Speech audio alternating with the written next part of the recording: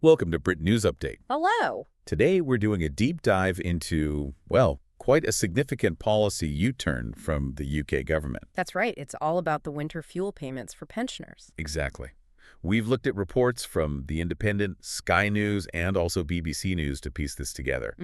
Our aim is really just to unpack what these reports tell us about this policy change, who's affected, and, the reactions that have been reported. Okay, so this policy, it's had a bit of a journey, hasn't it? It certainly has. The Independent reported that not long after coming into power, the government actually made a pretty tough decision initially. Right. They significantly restricted the winter fuel payment. The original plan, which both the Independent and Sky News highlighted, basically limited it mostly to those on pension credit. Okay, and just to remind you, pension credit, that's the benefit for low-income pensioners. Yeah. So that first move was a big reduction compared to how it worked before. The government, they pointed to the financial situation they inherited. Sky News mentioned potential savings of $1.3 billion. Whereas BBC News actually put that figure a bit higher, didn't they? Closer to $1.7 billion compared to the old universal system. Right, quite a saving. But now, the U-turn. Yes. The Independent, Sky News, BBC News, they're all reporting the government's reversed that decision. So what's the new policy? Well, it expands eligibility quite a bit. Pensioners in England and Wales with an annual income of £35,000 or less will now qualify. Wow, okay. And that must affect a lot more people. Oh, absolutely. The Independent and BBC News both reckon this brings about 9 million pensioners into scope. 9 million. That's, what, about 3/4 of all pensioners? Roughly, yes. It's a massive increase from the 1.5 million who qualified under just the pension credit rule. And the cost of this expansion? Well, the Independent and BBC News estimate that at around $1.25 billion a year.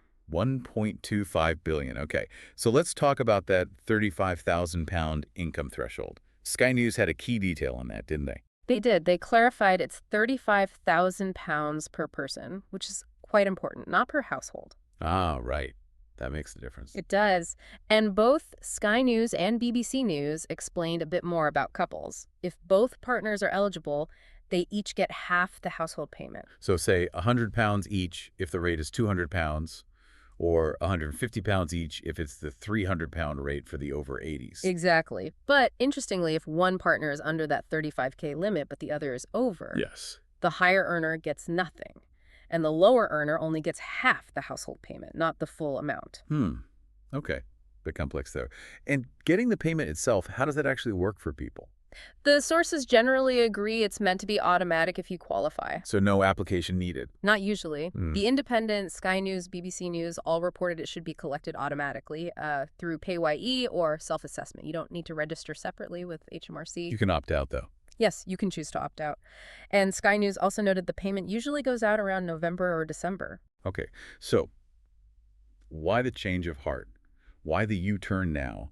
What's the official reason given? Well, the government line, reported by Sky News and BBC News, is essentially that the economy is improving, allowing for this. An improving economy. Yes. BBC News quoted the Chancellor, Rachel Reeves, mentioning the stability we've brought back to the economy. Is that the whole story according to the reports? Well, this is where it gets more nuanced. Sky News, particularly, they highlighted that this economic reasoning is being questioned. How so?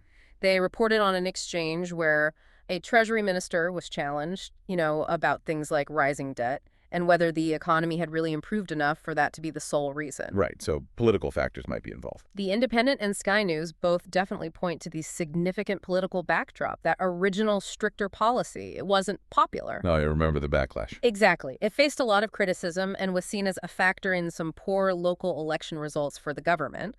Plus, Reform UK had been pushing to restore the payment. So Sky News' analysis suggested this U-turn could be, perhaps, a strategic move, maybe clearing the decks politically before an upcoming spending review. So the reports suggest it might be less about a booming economy and more about, political pressure and maybe timing.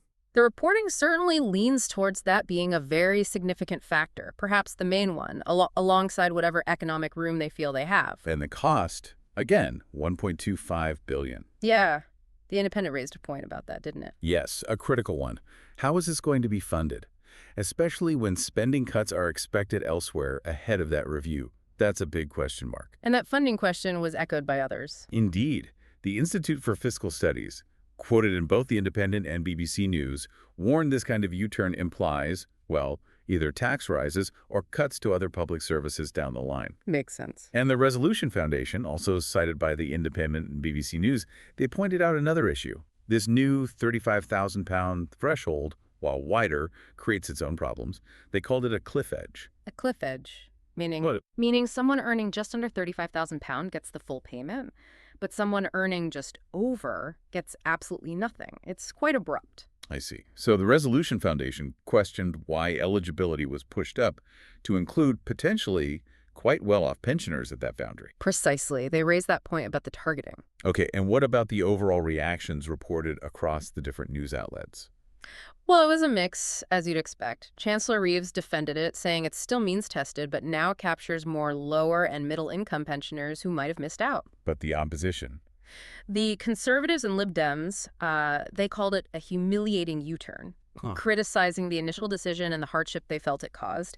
Age UK welcomed more people getting the payment, but stressed, more support is still needed for older people. Public reaction.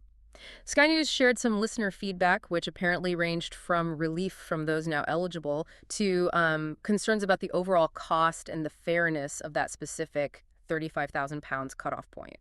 So, summing up what the Independent, Sky News, and BBC News reported, a major policy reversal on winter fuel payments.